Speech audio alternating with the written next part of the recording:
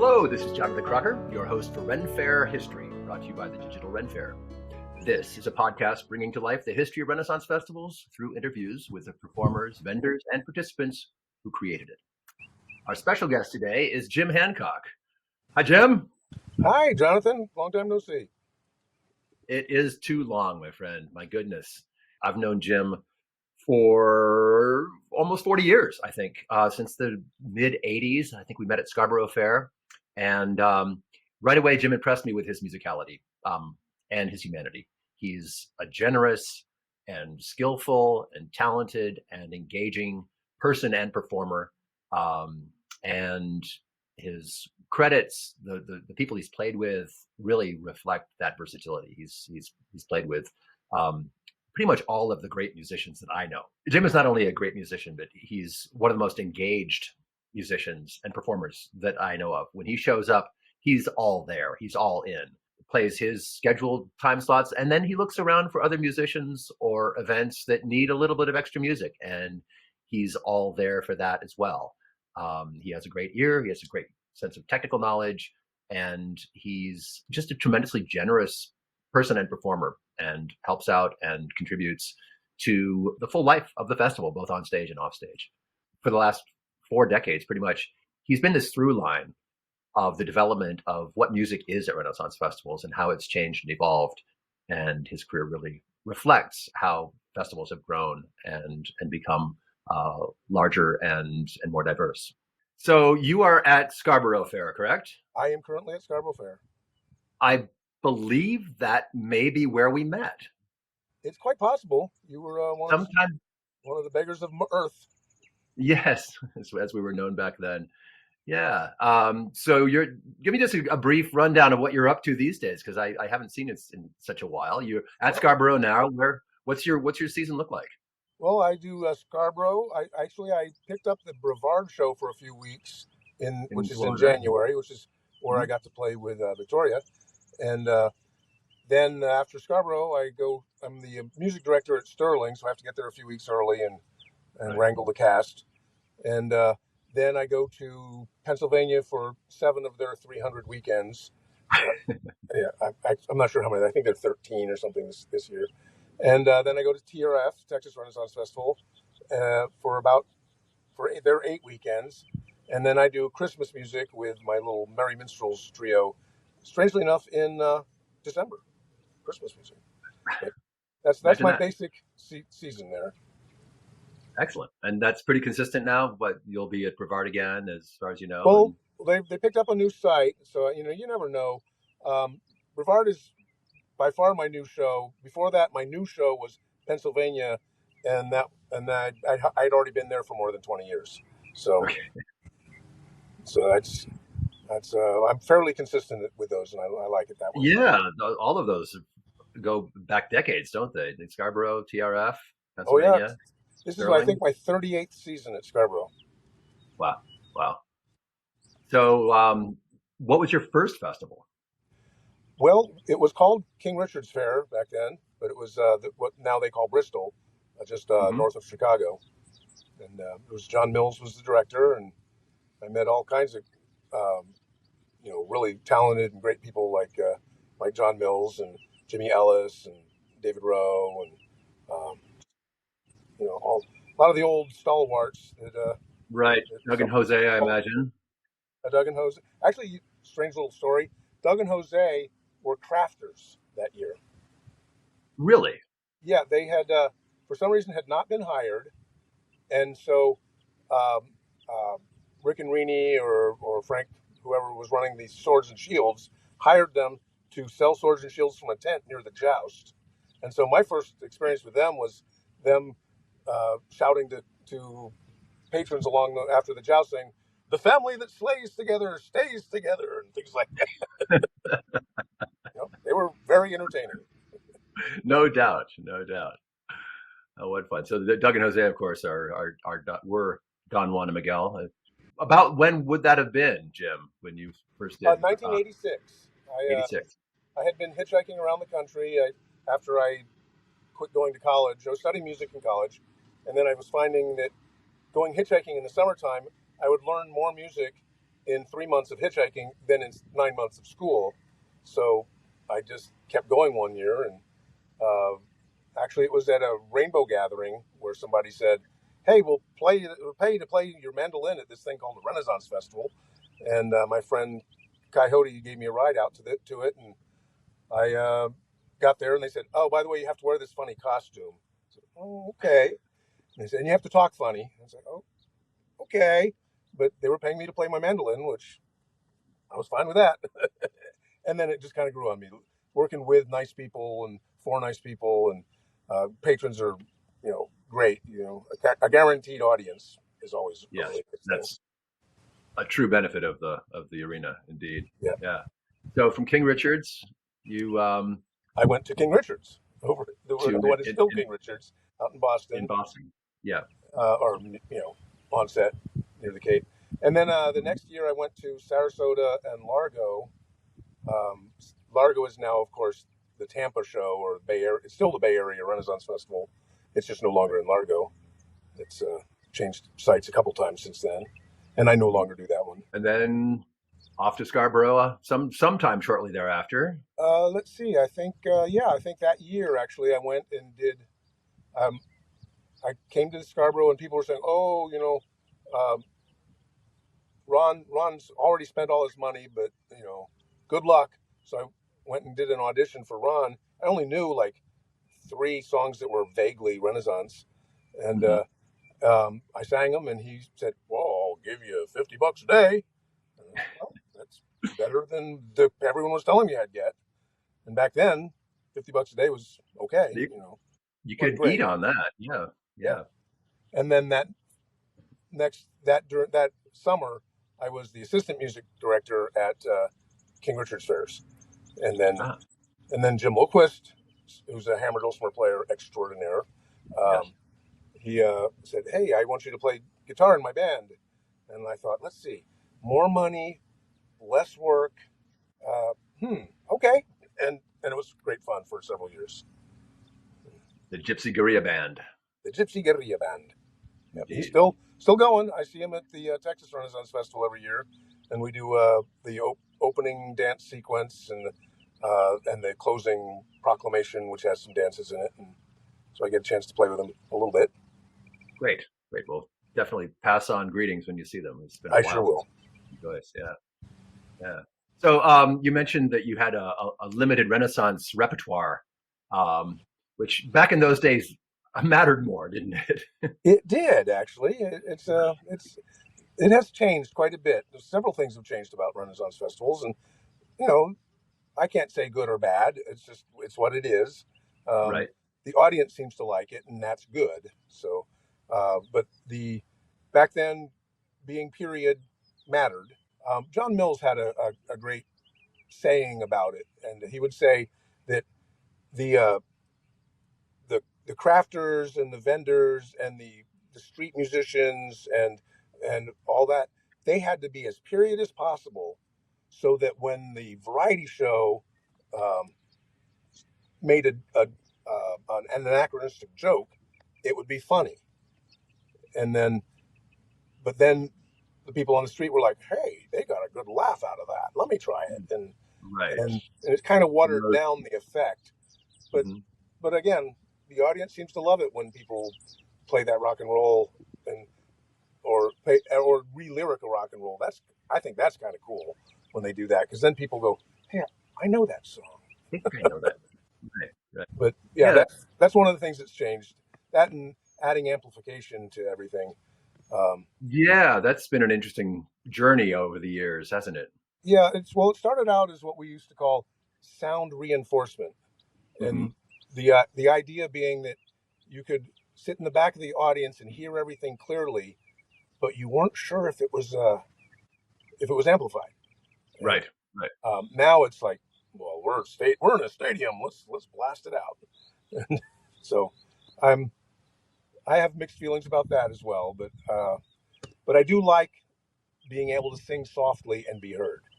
That is an advantage for sure. Right. Yeah. I've got a megaphone for a voice. I can sing really loud, but it's a strain, and I don't think people really get all the, they don't get the nuance. Right. Yeah. No, I have similar experience with amplification. Of course, when I first started doing mud shows, we just assumed there was simply no way to amplify. Yeah. Certainly no lavaliers. But when we started working with Jimmy Torrey in Arizona, he figured out how to area mic our arena. Oh, cool. Um, and also with his expertise in sound, really worked at making it so that it was reinforcement, not state fair I like Jimmy. He's a talented man amplification. and very smart and nice. Mm-hmm. Nice guy. So I feel really grateful that we've been able to sort of work that out as time goes on and achieve that sense of is it real or is it amplified? So, Is it live or is it Memorex? right. Yeah, you got to be pretty old to remember that one.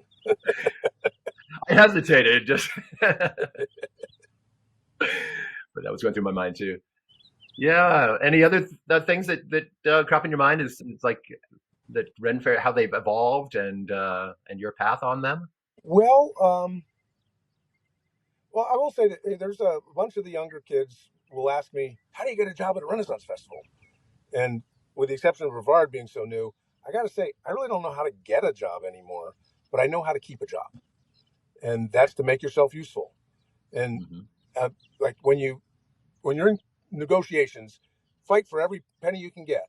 But once you sign that contract, you're there and you're 100% there, no matter if it's your best paying show or your lowest paying show.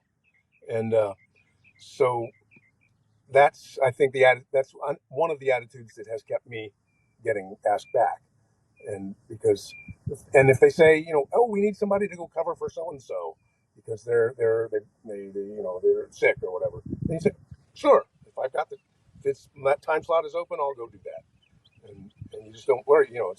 It's an all for one kind of a thing, and one for all or whatever, that kind of thing. Absolutely. I was just looking at your Facebook page and counted up the number of things that you scheduled yourself for at Scarborough. I counted like 10 things that you do in a day. And some of them are, sort of active rest, listening to other bands or Right. sitting. But it does look like you've definitely you're walking that walk, as it were. And Well, I got to admit, I've slowed down a lot in the last few years because, well, I'm getting old and my body isn't happy about moving very much. hmm. So, but usually I would go all the way over to the Pecan Grove and play with Donald Heinley on the glasses, which is just sublime to do that. Yeah, he's fabulous. And go sit in with people at the White Horse, and it's just. But I'm hoping to get that back on track, as it were. I'm losing some weight, and if I lose enough weight, then I can get new hips. And All right. it'll be good. Yeah. Which brings up another small. I don't think I mentioned on my pre-thing that I was in the service. I was on a submarine in the Navy, and I'm what they call a disabled vet, which Mm-hmm. means that I get free medical. And rescue is a wonderful thing, and I used them to help me with my carpal tunnel surgery because I had access to a better kind of surgery than the VA would have given me. But when I go to the VA, I don't get a bill, and whereas everybody else in the country has to deal with the vagaries of the medical system, which I don't really want to get into a big political discussion about, but I really think that single payer is the way to go. All right, I said it. I'm in trouble now. Well, I'm from Burny country, so Oh, there we go. Yeah, do you guys have it up there in wherever? No. I when I lived in Norway, I did benefit from that system, absolutely, and it does change. It changes so much about just how you can breathe, Yeah, and feel secure. It really is one of.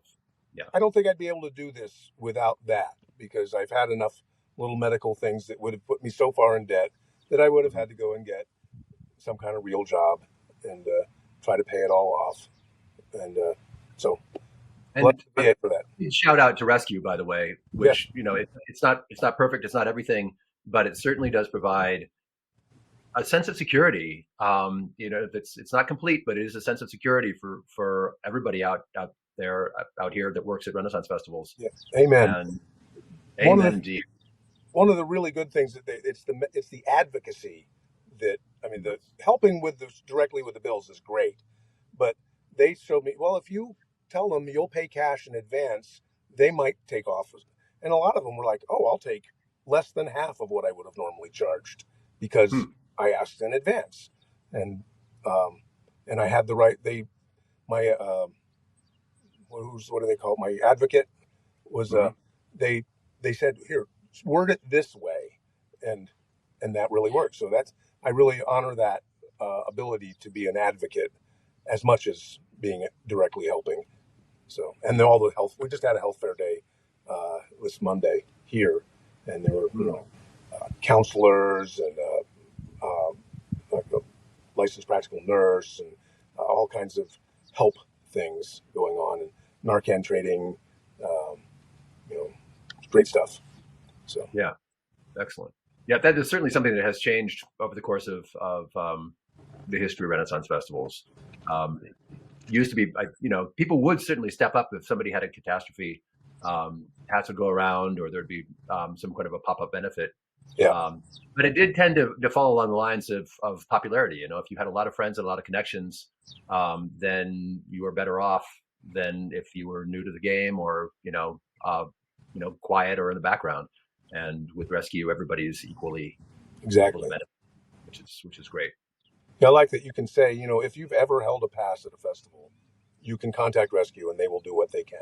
I'd like to just start this part of the conversation by thanking you, Jim, because when I came into Renaissance festivals, I was a musician wannabe. I had felt very insecure about my ability. I hadn't really had any training, and one of the things about festival life at that time, and continuing to this day, that I really appreciate is are the people like you who are out there with their skills and abilities and willing to jam with all comers and act in that role as mentor and guide and role model.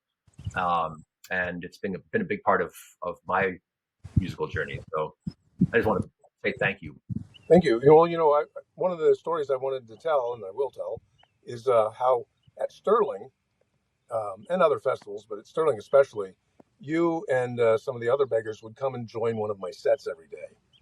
Mm-hmm. And sometimes I'd look over and I'd have like Pat Johnson playing his pit pipes, Barb Geary playing her breast, which I know that's a little weird, but she would put a wooden bowl under her shirt over her breast and take a big spoon and go tock tock tock tock, and then you'd be playing your vegetables, and it was just like this very surreal backup band. And so I don't know if we ever had all three of us at one time doing that, but it was always just a joy because you especially have a really good listening sense. Everybody, and any good improv actor knows how to listen. Yeah, right. And that's the big key for me. One of the things, like when I'm directing, people ask me, well, would you rather have somebody who reads music or somebody who only does it by ear? And I say, well, ideally both. But if I have to choose one, I'll take the person who does it by ear because they listen. A lot of people who only read music. They don't really get the whole blendy. They do what the conductor says when they're going, ooh, down, or bring it up, or whatever, they follow the conductor, and that's, it's a good skill to have if you're going to be in an orchestra. But for what we're doing out here, it's we're going improv here. And the soundscape doesn't really allow for rigidity, when there's all kinds of random rhythmic things going on in the background, or interactions with the crowd. This year they moved the high striker over next to the King's Pub, so I get the random percussion of whack ding, whack ding. There's a song in that. You just learn to live with it. Well, it's one of the things I just love about Renaissance festivals is that there is a highly collaborative atmosphere in the whole thing going on. I get the chance to sit in with a lot of people. People come sit in with me. Might be a little bit of something on the street there. Again, like you said, you can't. There's no rigidity there because you can't be. If I'm somebody says, "Hey, sing this song." I haven't sung this song in 25 years. I might miss a few words, or I might, fudge a couple of chords here and there. But I'll get through it. We'll have fun. We may laugh at the fact that I left out the most important part or something. But the people who are with me know how to roll with it. Anybody who's sitting in with me knows that, okay, he left out two beats there, but I'm just going to catch up to him, and we're going to do it. Having fun, I think that really is what it all comes down to. And one of the things that if there's a through line of what makes Renaissance festivals what they are, is that's the bottom line. Let's have fun with what we're doing. Let's not worry about perfection. Certainly skills and abilities count for a lot, but being able to transmit the fun you're having and share that with the audience and bring that out in the audience as well. This seems to be one of the core elements to Renaissance festivals all the way through. That's another one of the things that I say to, especially to the actors when they're asking me, oh, I'm not much of a singer or something like that. It's like, I would rather somebody sell the song than sing the song. If you can, it's communication. It's not an orchestra. That's one of the things that I like about the Bible is the line, "Make a joyful noise." It doesn't say "make a joyful symphony." It says noise. And if it's pleasant to hear too, great. But if you're communicating, then you're doing your job, and having fun doing it is part of the communication. So speaking of collaboration, do you have any other favorite collaborators that through the years? Well, pretty much every one of them. But let's see. Doug Konjolka and I used to do all kinds of crazy things together musically. And he's another one who he listened, and he would also would respond to what I was doing really well, and roll with the flow. And again, he's brilliantly funny man. Absolutely. So we used to do this musical setting of Ferdinand the Bull. Oh, really? Yeah, and he would play the part of the bull, and Jose would play the part of the bee, and then the picador. And they would just basically, interpretive dance, pretty much. Doug's was a little more dance, and Jose's was a little more stand there and do it. He wouldn't look good and be suave. Yeah, you got to look good, and suave and debonair and all that.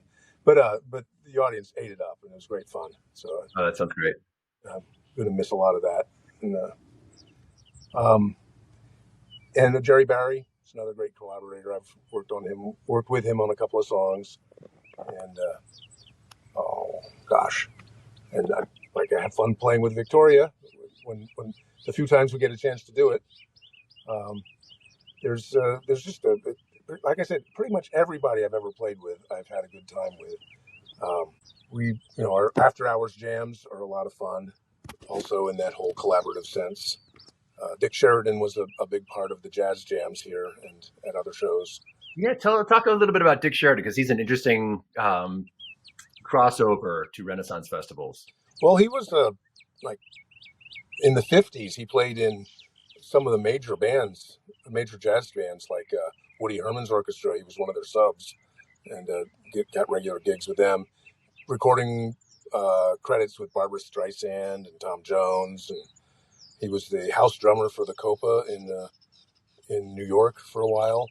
And then he said he needed to get away from it because there was just too much alcohol abuse and things like that going on. And so he started making wooden toys and doing Renaissance festivals. If you ever visited his place in the basement, he had this huge, might have been like a 4x8 sheet of plywood, where he had done a miniature circus complete with a big top and elephants. He said it was a recreation of the 1955 Ringling Brothers Barnum and Bailey Circus with the year that they had 55 elephants.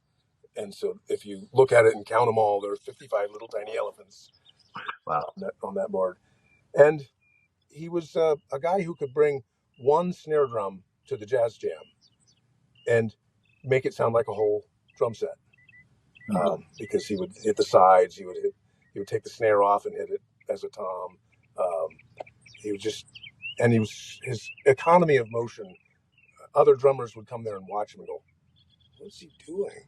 Because it looked like he wasn't doing much at all, but he was getting the whole groove and lots of fills and stuff by tiny, like you scrape one of the brushes and then hit the other brush wherever the scrapey brush wasn't. You basically cross over all the time. I couldn't figure it out because I'm not really a drummer, but I know other drummers were in awe of that technique. And oft imitated, never quite duplicated. Right. And what a gift to have somebody with that talent and experience to show up and again join that creative collaboration and mentorship. It's part of the backstage life. He was a very giving and encouraging man. And he passed away within the last year, right? Yeah, I think it was December. Yeah. Yeah, it's been a kind of a rough few months around here. Yeah, Doug Kancholka and Dick and Christy Potter, Tara Brett, Tara Reed, and Eddie Jeff, yeah. Eddie Jeff, I had a good. Didn't get to work with him a lot, but what I did was fabulous, and we did a little recording together, and he's just highly talented man. I feel cut very much from the same cloth as you, Jim, in terms of that being somebody who just was out there playing all the time and willing to play with anybody, eager to play with anybody. And just share that spirit of music. Yeah, I'm pretty sure he started before I did, but I didn't know him until much later in his career. He came to Scarborough 2 or 3 times, I think. And it was always a great addition. One of the things I don't like about Renaissance festivals and the way they hire sometimes is that in my observation, they tend to think, "Oh, here's a slot that needs to be filled." It's like I need one hammer dulcimer player. I need one solo burly guy singing. I need one duet of women doing body songs. And rather than taking each act that auditions at face value, they're like, "Oh, well, that spot's already filled," and I'm not sure that's what happened with Eddie Jeff here at Scarborough, but it's possible, and it's more's the pity because he and I just had a great time together, and I think the audience enjoyed that as well. I know I did. You guys were there the last time I performed at Scarborough. You were both there. It's amazing to me how all the Beggars of Mirth branched out into all kinds of different things, but they all seem to be very successful at it. Gordy's got his body stuff, and Gordon Boudreau. Yeah, and you're doing. I guess yours is technically a mud show, but it didn't really. It started off, here's a bucket of mud, now let's do a show, rather than as near as I could tell. Well, the Wyld Men certainly mud is there, but it is gone far beyond what is known in the trade as a mud show at Renaissance festivals, for sure. Right. And then and of course Dave Epley took that Dr. Kaboom thing and just completely ran with it. It's great. He's become a hit at the Edinburgh Fringe Festival. It's wonderful. And Pat Johnson has become a very successful crafter, as near as I can tell. Yeah, as well as continuing to work with me in Ohio, doing the mud shows there. We do the vintage shows there at the Ohio Renaissance Festival. Grendel. Yes, indeed. Memorable refrains. Well, that's it. Gotta get an earworm. Get an earworm. It certainly helps. Yeah. But now I've got butterflies flitting about. I don't know if one of them just crossed in front of my face. Just like being at a Renaissance festival. Exactly. I've hired them to do the local color stuff. Excellent. You've also been a part of the Kerrville Festival. I did that before I did Renaissance festivals even. I still highly support it, but I don't go very often because No. It, for years, it was my jamming fix, and because you go there and it's 18 days long, no breaks. There's more happening on weekends than during the week, but it's still stuff happening during the weeks, and 24 hours a day jamming somewhere on the grounds, and uh, and it's all about songwriters. And I help people write songs, but I don't really write songs myself. Mm. And for me, I wouldn't have songs if people hadn't written them.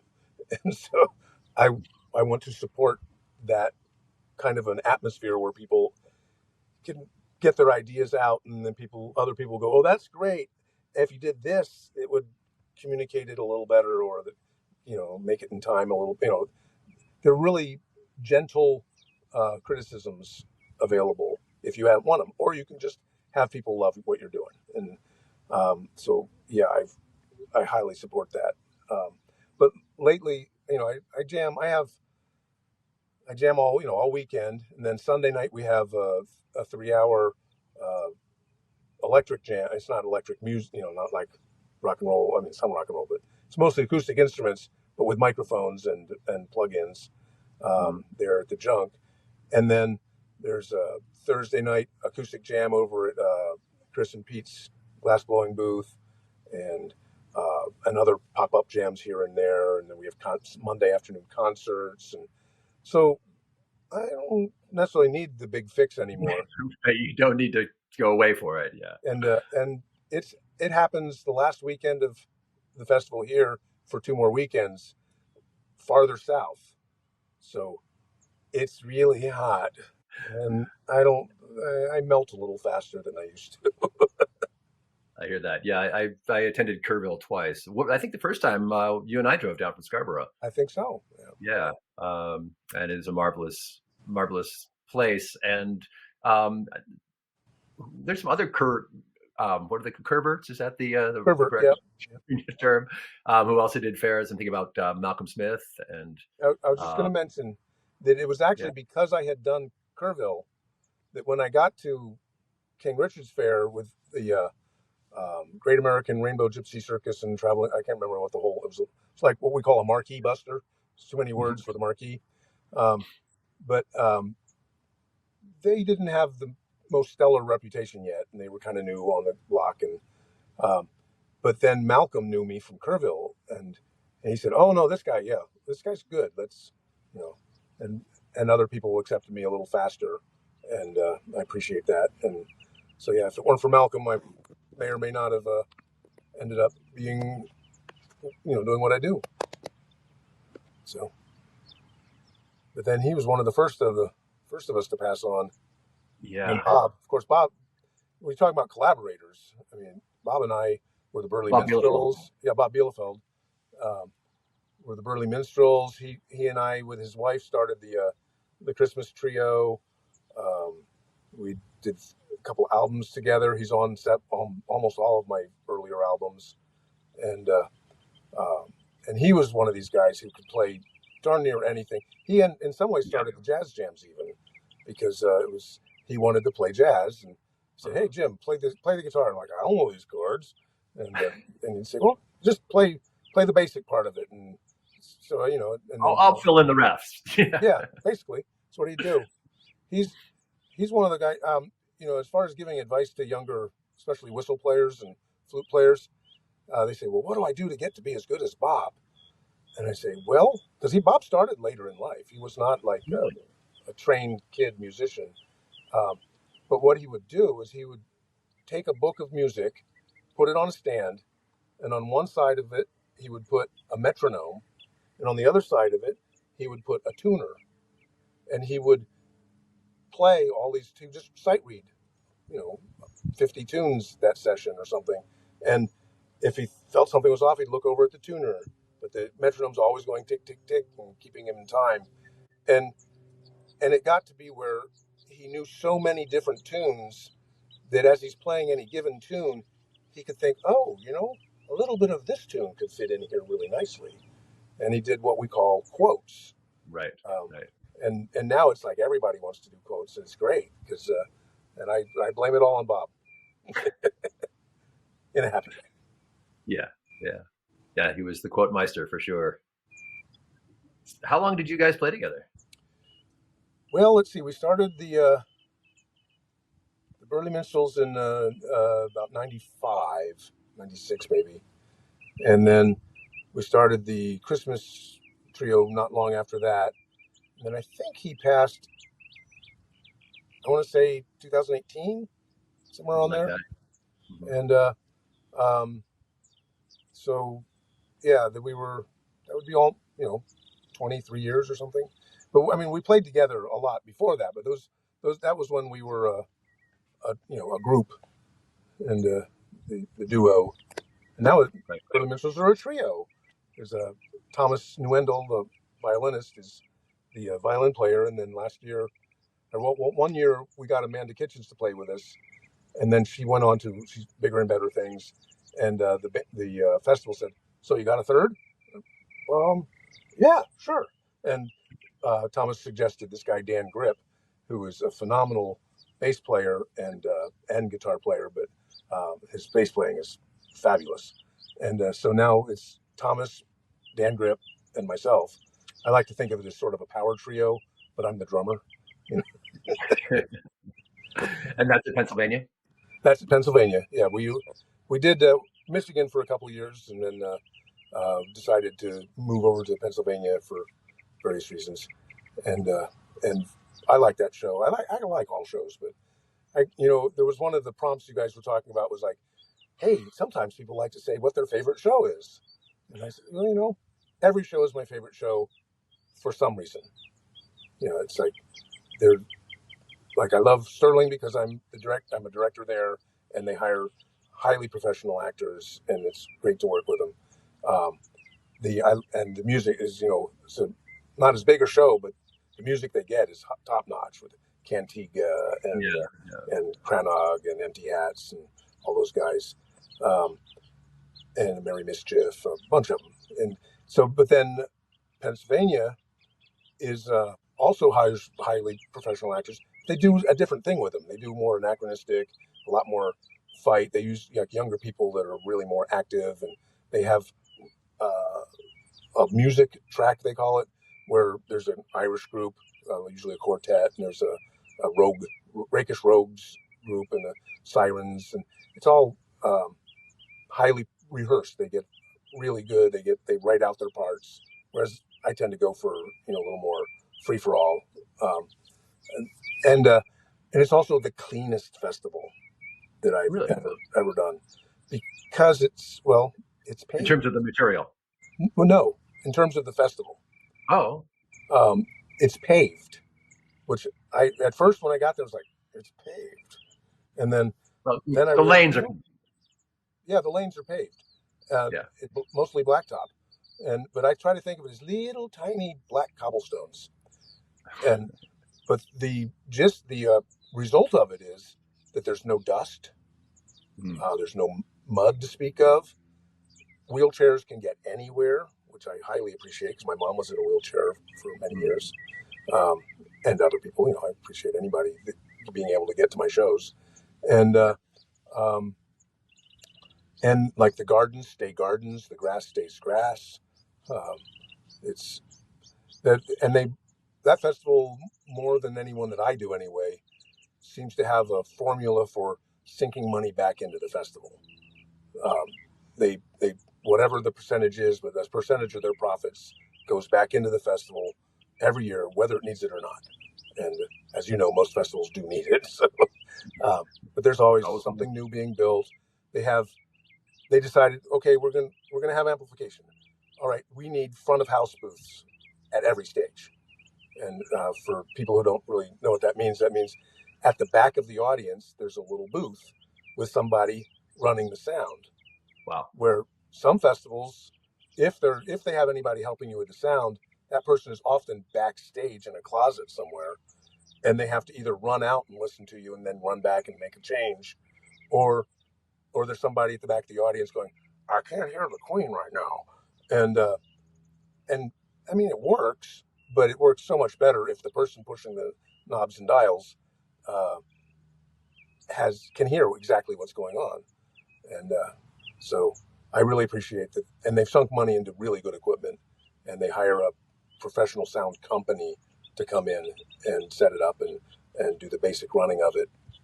And so anyway, that's one.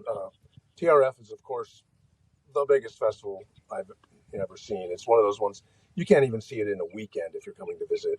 You have to really come back at least 2 weekends because it's just huge. It's almost like 3 or 4 different festivals with the Sherwood Forest area and the Spanish area and the Greek area and all that stuff. And again, really, really good music there. All festivals have good music that I know of, anyway. Brevard is like an up and coming, fun, younger festival with younger cast and younger musicians, very eager. And last time I was there, it was really, really muddy, so it was really hard to get a full sense of it. But again, there's this whole make do attitude. Like Morning Gate, we should have had like a line of musicians, but it was myself with Victoria and Robin from Jackdaws. Is that? Yeah, I think that's. Yeah. Would sit there and play under a tent, like what was supposed to be the tent for the rentals for the wheelchairs. We would sit there and play for about half an hour, and that was great fun because both of those people are really, really good, and they're also really good at hanging on around the corners. And so they'd say, "Let's do this song that Jim's never heard before," and so I would be the one hanging on around the corners, and so that's all great fun. And then Scarborough's like the complete package in many ways because they're one of the few that still lets people camp. We have this thing we call the junk, which is kind of a during the week hangout area. Social club, yeah. That's where we have a lot of the jams and dance parties and stuff like that. And it's also like 2 different festivals because the Pecan Grove and the Hollyfield. But they, again, good music. They let me bring all my equipment into my stage, which I'm sure saves them money too. But then I get control of my sound, which is nice because a lot of festivals use older equipment, and I've invested in really nice stuff. That makes such a difference. Yeah, and I'm sharing the stage now with a group called the Iron Hill Vagabonds.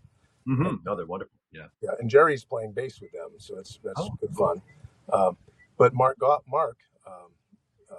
he's Tim Dooley and Eric is Finn Dooley. And Mark is the guitar player, and he's also a sound guy. Jerry's also a sound guy, but Mark has done like stadium kind of stuff and rock and roll bands, and so when one of us is off the stage, we are often grabbing the controls and tweaking because when you're on the stage, you never hear yourself well enough. Right. There's just a strange phenomenon about sound is that the lead singer is always saying, "I can't hear myself. I can't hear myself." And there's some tricks to make that work better without having them blast everyone else out. But it is just a phenomenon that if you can relinquish control and just understand that the person out there is doing a good job of making the audience hear you. And that's the key is you don't want any one of you to be dominating in the sound. And you want to blend, you want to, you want it to be pleasant. And, right. And blend, as you said, blended. Yeah. So those are the 5 I've been doing, and they're all the best at whatever it is they do. Excellent. Well, any random stories you want to bring up? Anything that just high points, like great moments, quips? It doesn't have to be sort of like historically important, but meaningful moments that have happened in your career or on the street. Well, let me think for a second. I wish I'd prepared for this, because I'm just not good at that part of the thing. Well, there's, sometimes the best stuff happens when everything breaks down. Okay. I don't know if you know what I mean. Yeah, sure. Is like throws a challenge in. Yeah, I've had a few times when, like, if you break a string, you got to cover for it, or just keep flapping your hands on the thing and hope nobody notices just how out of tune it really is, because you realize that a lot of people don't hear it that it's so far out of tune, and they so which brings up I guess in my old age now, people have been asking me for advice, and so I think of things to say. And one of the things that somebody taught me years ago, and is that when a patron or a customer comes up and says, "Man, that was the best version of whatever that you've ever done or that I've ever heard," sometimes my tendency used to be, and I hear that in a lot of other musicians. It's like, I was a little out of tune. I was this happened, and I forgot the words to this section, and somebody pointed out to me that you just told that person that they have no discernment, they have no taste, their ears suck, and it's like, just accept the compliment, and you know what you did or didn't do, and you could do better, but accept the compliment, make the patron happier, and move on. And that was a very important lesson for me. Oops, it says I'm reconnecting. I think I cut out for a second there. It says I was reconnecting. I had a similar message. All right. So it's just accept your compliments and be thankful and realize that a lot of patrons don't hear what you hear. And again, it's the communication rather than the pristine beauty of it all. So that's important to me. Another, Duncan Jolka's dad once told me when we were out to a meal once, he said, if you're going to be a musician, you have to learn how to accept a free meal. And that was a good lesson too. Really good advice. Yeah. So all right. There, I'll probably close it up and drive away and go, oh, I forgot to,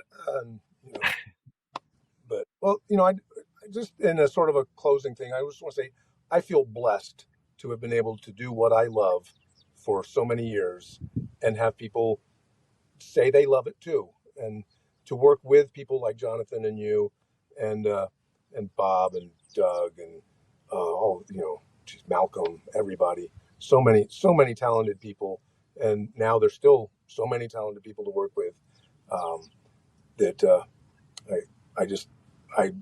I am beside myself with gratitude that I can continue to do this, and I hope to be able to do it until people get tired of me.